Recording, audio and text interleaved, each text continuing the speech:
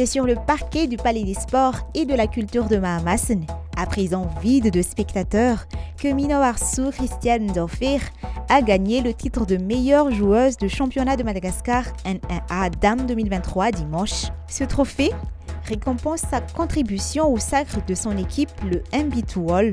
Il vient étoffer l'escarcelle de cette jeune joueuse de 24 ans, déjà riche en palmarès. L'histoire a commencé lorsqu'elle avait 10 ans.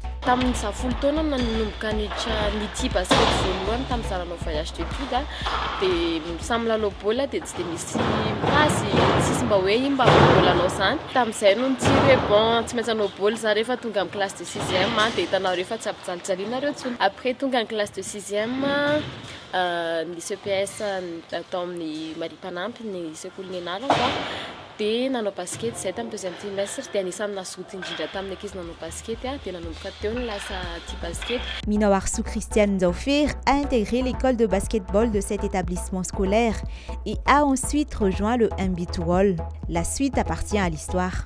Elle a raflé les titres de championne de Madagascar dans toutes les catégories de jeunes, U14, U16, U18 et U20, et puis la catégorie des seniors. À l'international, Minowarsu Christiane Ndofir a été déjà championne de la CCCOI en 2016, médaillée d'or aux Jeux des îles en 2019 et en 2023, vice-championne d'Afrique en 3x3 en 2022 et médaillée de bronze aux Jeux de la francophonie avec les Ankway.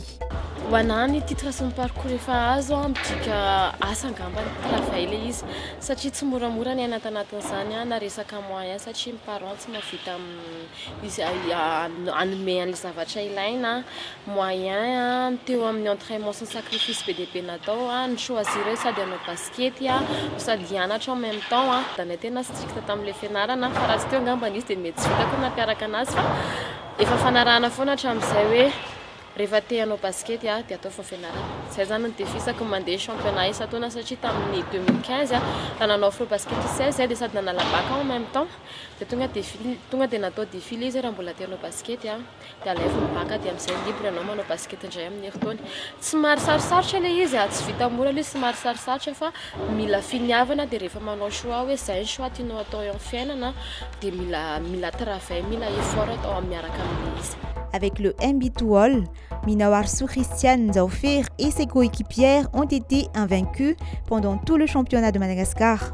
Les protégés de Njat, Rakutnanahaj, ont réalisé une bonne compétition et ont conservé le titre qu'elles ont obtenu depuis 2020.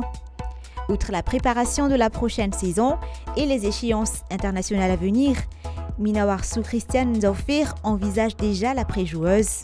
Malgré sa jeunesse, elle se forme déjà comme entraîneur.